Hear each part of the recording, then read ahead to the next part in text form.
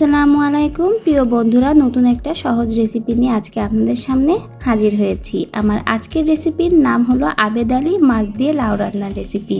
এরকম একটা নাম রাখার কারণ হলো রেসিপিটার এই আবেদ আলী যেমন কোশ্চেন ফাঁস করে দিয়েছে, ঠিক তেমনই আমি এই মাছ দিয়ে লাউ রান্নার রেসিপিটাও একজনের কাছ থেকে কপি করে নিয়ে আপনাদের মাঝে আজকে শেয়ার করে দিলাম। তো সেই জন্যই রেসিপিটার নাম রাখা হয়েছে আবেদ আলী মাছ দিয়ে লাউ রান্নার রেসিপি। আর এখানে কিন্তু আমি মাছ আর লাউ দুটোই কেটে পরিষ্কার করে নিয়েছি। মাছটা কিন্তু খুব ভালো করে ধুয়ে নিয়েছি। তো এখন আমি রান্নাটা শুরু করব।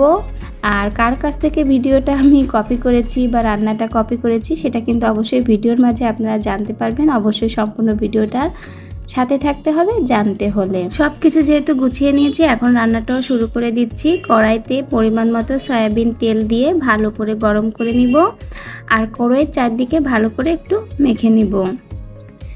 তেলটা গরম হলে এর ভিতরে পেঁয়াজ ও রসুন আমি একসাথে বেটে রেখেছিলাম সেটাই দিয়েছি, আর সাথে দিচ্ছি কাঁচা ঝাল।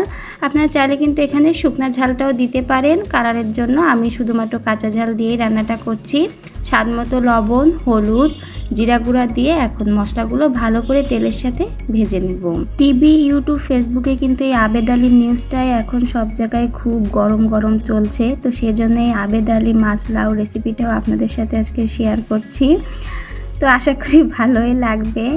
মাছটা দিয়েও এখন আমি মশলার সাথে কিছুটা সময় ভেজে নিব, আর এরপরে অল্প একটু কষানোর পানি দিয়ে তার ভিতরে লাউগুলো দিয়ে দিব। লাউয়ে অনেক পানি থাকে, সেজন্য কষানোর পানির পরিমাণটা কম দিতে হবে।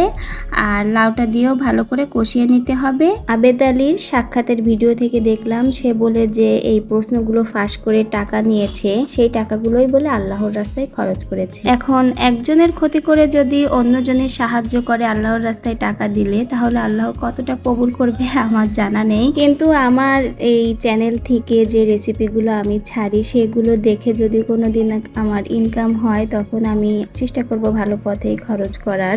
তো এখন এই যে কষিয়ে নিচ্ছি মাছ আর লাউ দিয়ে। কষানোর মাঝে কিন্তু একটু নাড়িয়ে চাড়িয়ে দিবেন, না হলে লাউটা নরম হয়ে তলার দিক থেকে কিন্তু পুড়ে যাবে। তো এই রেসিপিটাও কিন্তু আমার একজন খুব আপন মানুষের কাছ থেকেই কপি করে নিয়েছি। তারটা দেখেই আমি একইভাবেই রান্না করলাম। সেজন্যই বলেছি যে আবেদ আলীর মতো আমিও এই যে ভিডিওটা একজনের কাছ থেকে নিয়ে আপনাদের সাথে শেয়ার করছি।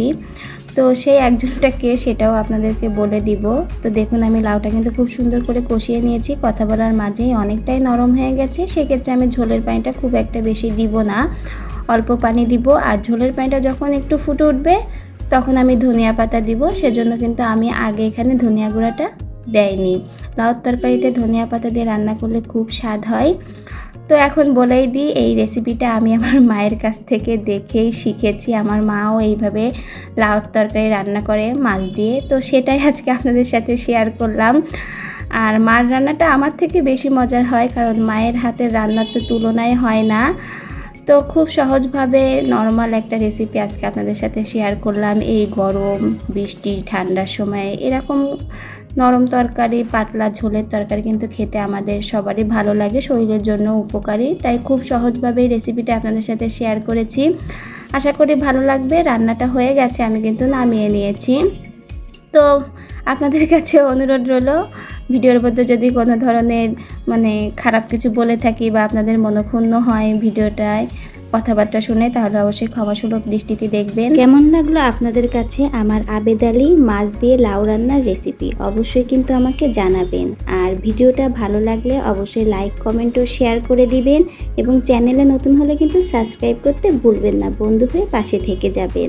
আর আপনি যদি আমার ভিডিওটা ফেসবুক পেজ থেকে দেখেন অবশ্যই ফলো করে দিবেন। অসংখ্য ধন্যবাদ জানিয়ে আজকের ভিডিও থেকে এখানেই বিদায় নিচ্ছি। সুস্থ থাকবেন, ভালো থাকবেন, দেখা হবে নতুন ভিডিওয়। আল্লাহ হাফেজ।